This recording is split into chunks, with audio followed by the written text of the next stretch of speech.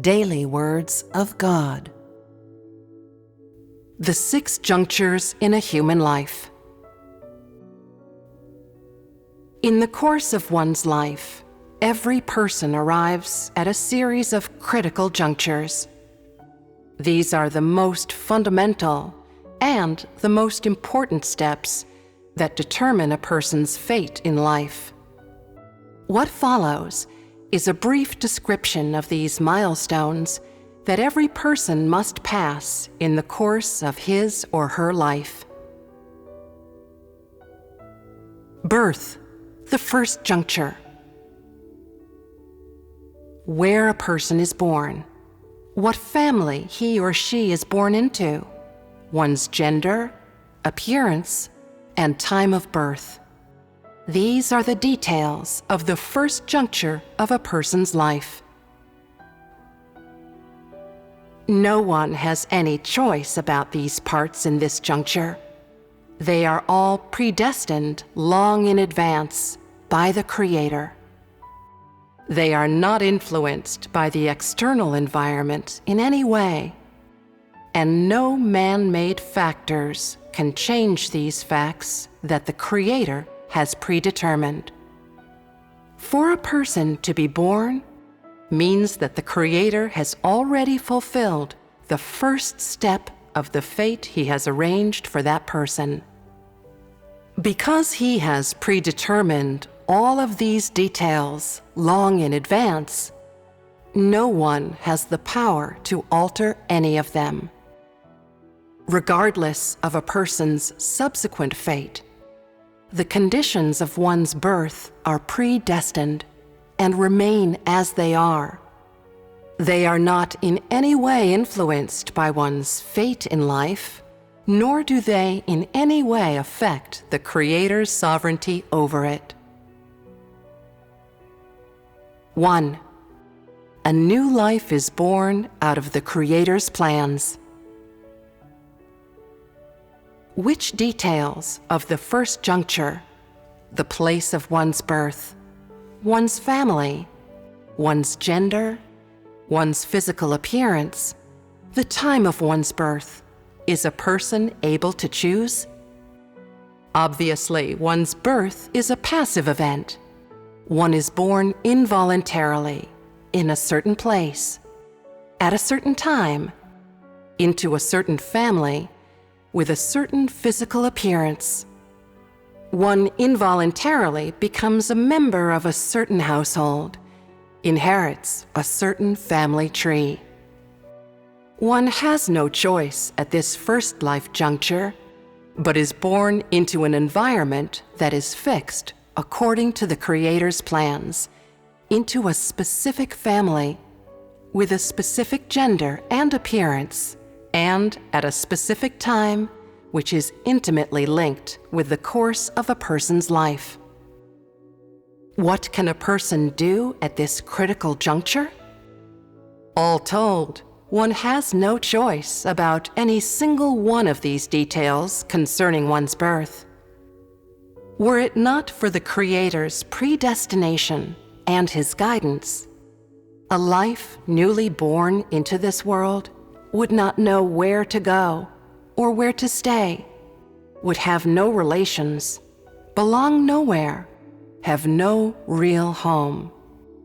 But because of the Creator's meticulous arrangements, it begins the journey of its life with a place to stay, parents, a place it belongs to, and relatives.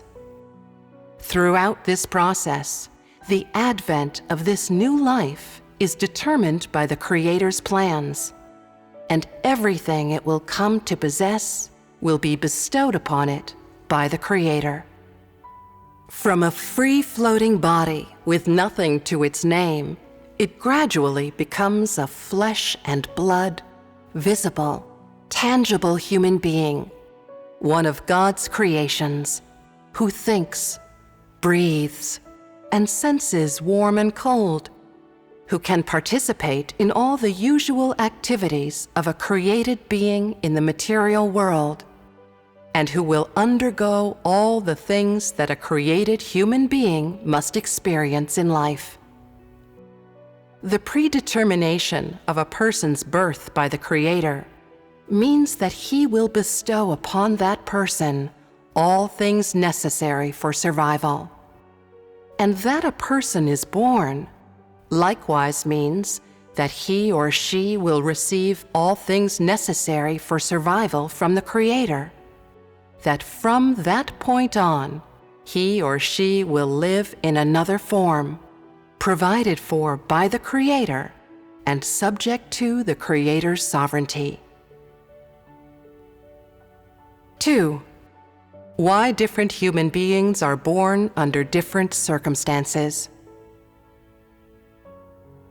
People often like to imagine that if they were reborn, it would be into an illustrious family. If they were women, they would look like Snow White and be loved by everybody. And if they were men, they would be Prince Charming, wanting for nothing, with the whole world at their beck and call. There are often those who are under many illusions about their birth and are often very dissatisfied with it, resenting their family, their appearance, their gender, even the time of their birth. Yet people never understand why they are born into a particular family or why they look a certain way. They do not know that, regardless of where they are born or how they look, they are to play various roles and fulfill different missions in the Creator's management. This purpose will never change. In the Creator's eyes, the place one is born, one's gender, one's physical appearance are all temporary things. They are a series of minuscule jots, tiny symbols in each phase of His management of the whole mankind. And a person's real destination and ending are not determined by his or her birth in any particular phase, but by the mission that he or she fulfills in every life, by the Creator's judgment upon them when His management plan is complete. It is said that there is a cause for every effect, that no effect is without a cause. And so, one's birth is necessarily tied both to one's present life and one's previous life. If a person's death ends their current term of life, then a person's birth is the beginning of a fresh cycle. If an old cycle represents a person's previous life, then the new cycle is naturally their present life. Since one's birth is connected to one's past life as well as one's present life, the location, family, gender, appearance, and other such factors, which are associated with one's birth, are all necessarily related to them.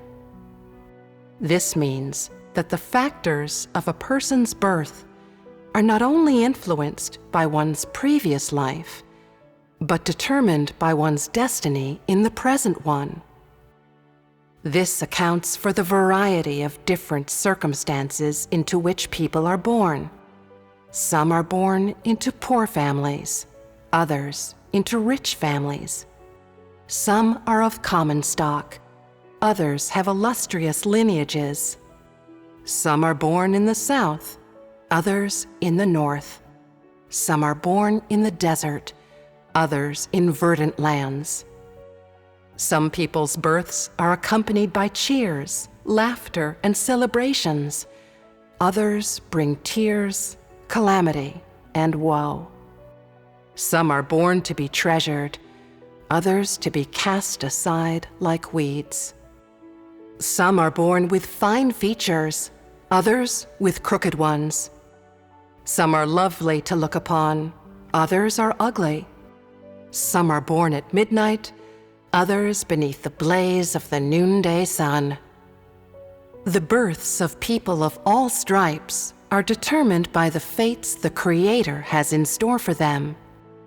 Their births determine their fates in the present life, as well as the roles they will play and the missions they will fulfill. All this is subject to the Creator's sovereignty, predestined by Him. No one can escape their predestined lot. No one can change the circumstances of their birth, and no one can choose their own fate.